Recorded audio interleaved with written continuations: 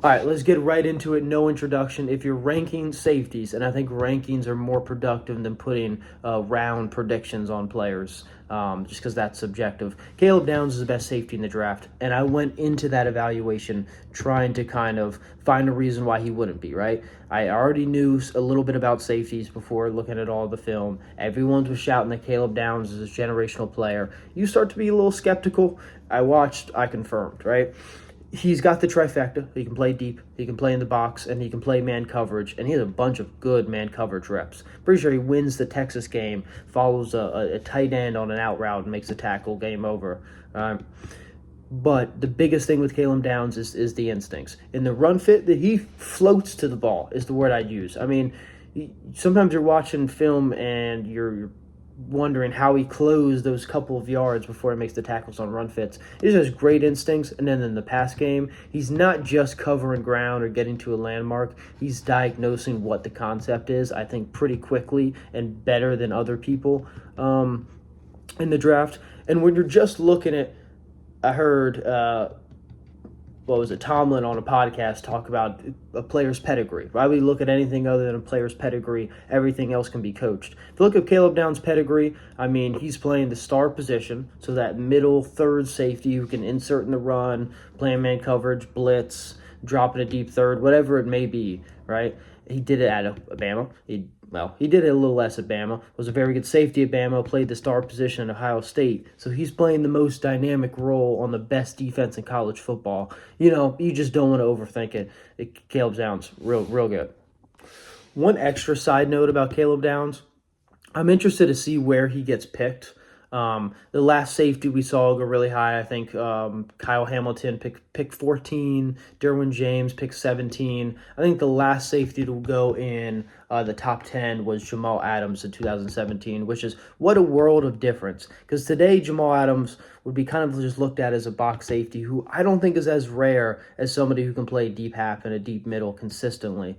And I don't know money-wise. Teams aren't necessarily incentivized to pick safeties very high. I do think Downs is probably a slightly better prospect than Hamilton was coming out of school, but it's definitely close. So I'm interested to see if Downs cracks the top 10, especially in a year where you don't have as many quarterbacks. So I think that's a little side story to pay attention for Downs and safeties at large. So to me, when you're looking at the second safety I have ranked, Dillion Thieneman, he has a lot more in common with Caleb Downs than one might think. Played the star position at Oregon, right? So he's doing a similar role where he's fitting in the run. He played less man coverage, at least that I saw, than Caleb Downs. He's got the great instinct in zone. I don't think it's as good as Caleb Downs is, right? He's got that nice interception to win the Penn State game earlier this year. I mean, first team All-American. You know, I love the effort he's bringing and the toughness he brings down in the run fits. And I thought he was even better in coverage, or at least got more opportunities playing a deep half and a deep middle at Purdue before he was at Oregon. And so immediately his ability to do the trifecta, as I mentioned before, he can play deep, right? He can open field tackle, he can play in the box. And I didn't see him do a ton of man coverage, but there's nothing about his game that doesn't lend me to believe that he'd be a decent matchup versus tight ends. He doesn't have that like crazy length or anything, but he's athletic and fast enough to stick with them, right? And he's got some size to him. Wide receivers, he's not going to be a great matchup on your smallest, shiftier wide receivers, but almost no safeties are, right? And he's going to be, you know, decent against your normal Y and you know, your F and H receivers. So Dillion Thieneman, from all his versatility and his toughness, and he's also playing the star position at a big program like Oregon, and he's moved. In today's world, you want to see guys move up. I know we hate transferring, but seeing the going from a smaller program, being sought out by a bigger program, filling a big role there, I mean, I do think that's what NFL teams want to see, and that's what he did going from Purdue to Oregon. So Dillion Thieneman, I think that's how you say his last name, all right? This is my number 2 safety in this year's class.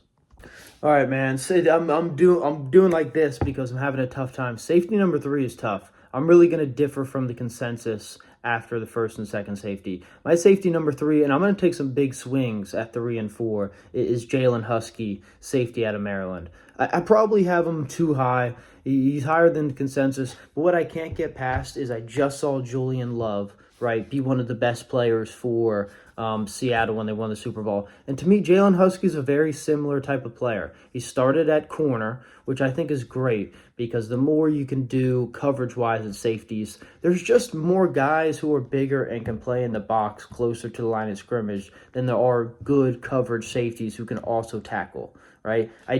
As much as we love hard-hitting safeties, in today's NFL, you almost want to be coverage first and then be able to tackle on the back end. And Huksey does like contact, right? He's hit guys hard over the middle. He's got good pursuit. He's stuck with one thing I really like on the scramble drill. He stays in the guy's hip pocket. He has a nice interception on the sideline earlier this year. And just his makeup, he's so raw at safety. He's only played there for a year. I don't think he's got elite size or arm length. I don't know what type of 40 he's going to run. I hope he runs a fast one. But just the cover skills with the competency to tackle, can play cover one, can play in a deep half, plus has that man coverage element. You know, he's not going to be as good in the box as a lot of these other safeties.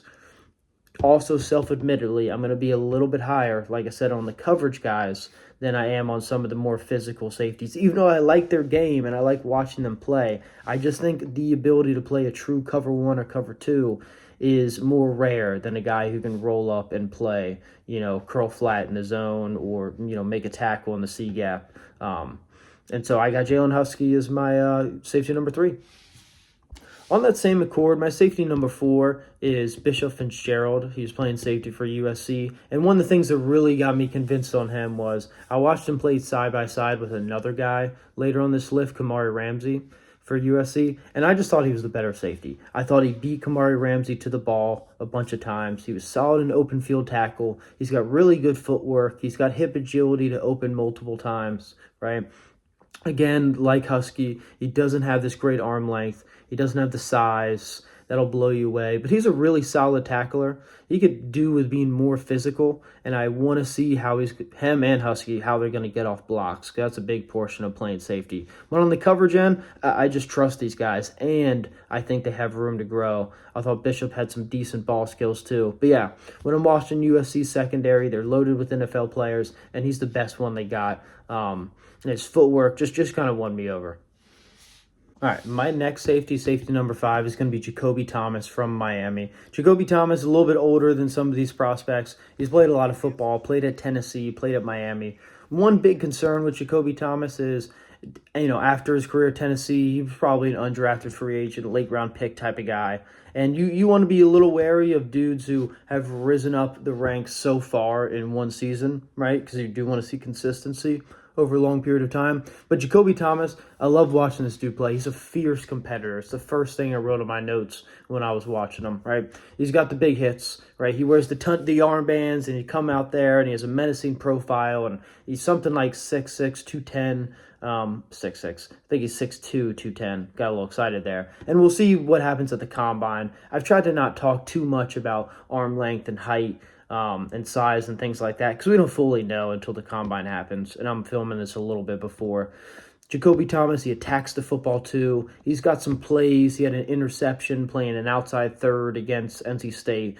I don't think the hip agility and the speed is good enough to just play a true cover one in the NFL. I think he's more like a split safety guy, or he's filling that Nick Emmanuel role with Seattle, where he's your answer to, if you don't want a nickel corner and you want to match up against these teams who are going big and you want more of a big safety, you know, look, then he's going to be your guy. He's going to fit your team. But just the competitor he is, and the plays he makes in, you know, roll down zone when he's playing a buzz or playing a rob technique, man, you know, I like him as a player. I had a ton of fun watching him on film.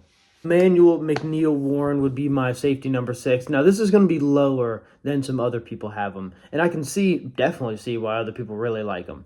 He might be the best peanut punch guy other than Jacob Rodriguez, who's playing linebacker in the draft. All right, so he might be the best at safety. He forces a ton of fumbles, and I loved he made some of his best plays of the year against Kentucky, who was, you know, one of the better teams Toledo played. One thing he's going to have especially if he's drafted late, this dude's going to have immediate special teams value. I mean, his effort, his pursuit, and he's running after plays. I've seen him chase down some tackles where, a guy catches the ball 20 yards down the field, he was blitzing, and then he's full sprint behind. I've seen him sprint his heart out in plays where he didn't get there, right? I love his effort. I love his tenacity. In some of these MAC games, he looks like he's moving at a different speed than other guys, right? He has some plays playing in split coverage. He has a couple interceptions. I don't quite trust him as a middle of the field, cover one deep guy, right? He can probably play a rob technique.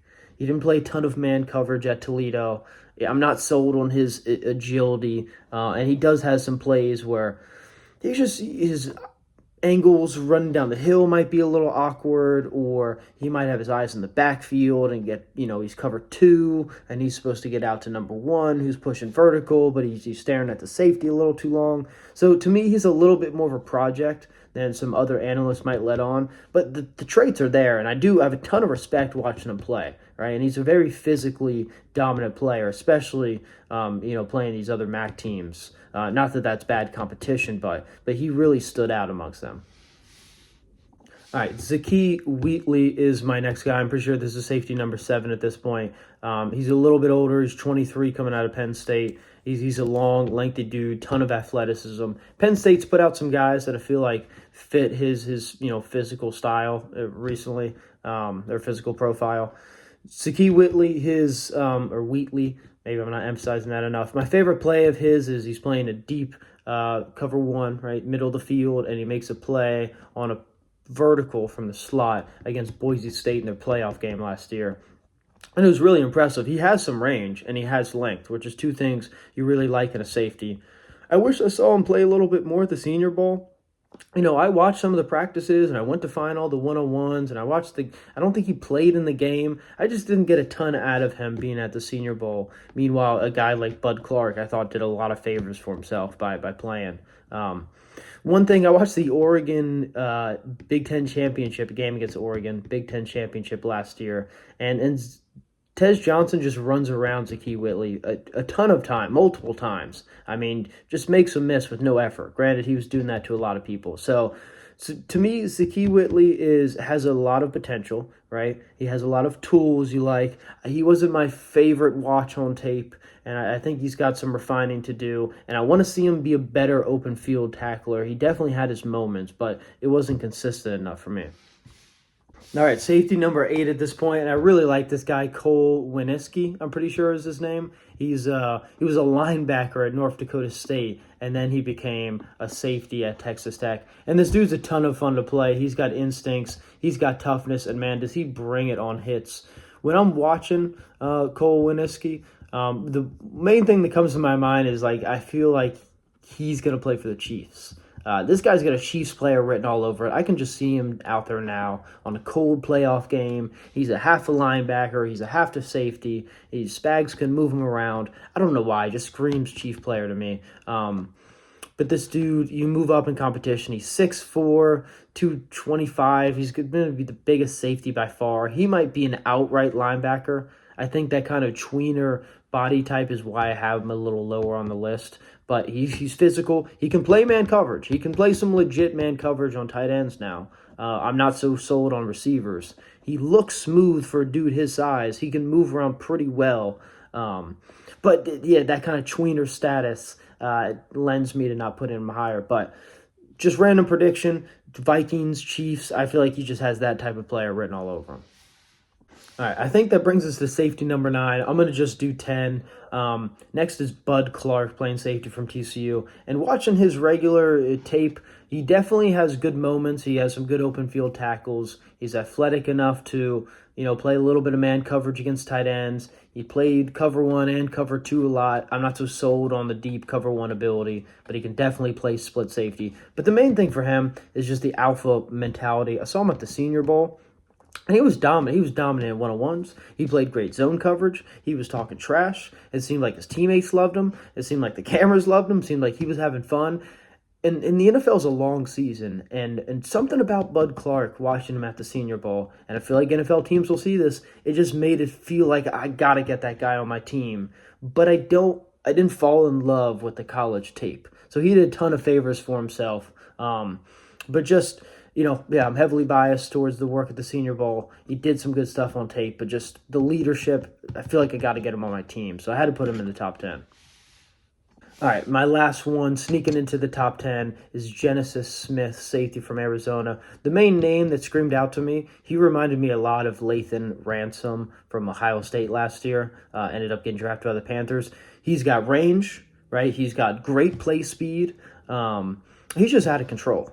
He's out of control. He misses open field tackles because he doesn't shuffle his feet. He might be late to his landmark on the field because, his instincts aren't incredible. But when he's got, his arrow pointed in a direction and he's going, and that whether that's backing up or going forward towards the line of scrimmage, he's a real problem. I didn't see a ton of man coverage reps. He did play a lot of nickel at Arizona. His body type, he could probably have the length to stick with tight ends, but he'd probably get a little out-physicaled. He's not quite quick enough to play man coverage super consistently on safeties right now, but he'll probably get, a little better in that department. So there wasn't any one trait that wowed me other than the play speed and the physicality he plays with. And he doesn't like being blocked, right? And so Genesis Smith, he's a bit of a project guy, but he's got a ton of potential, and it's easier to slow him down than it is to speed him up, right? So how to get him in the top 10? He's a fun watch on film for sure.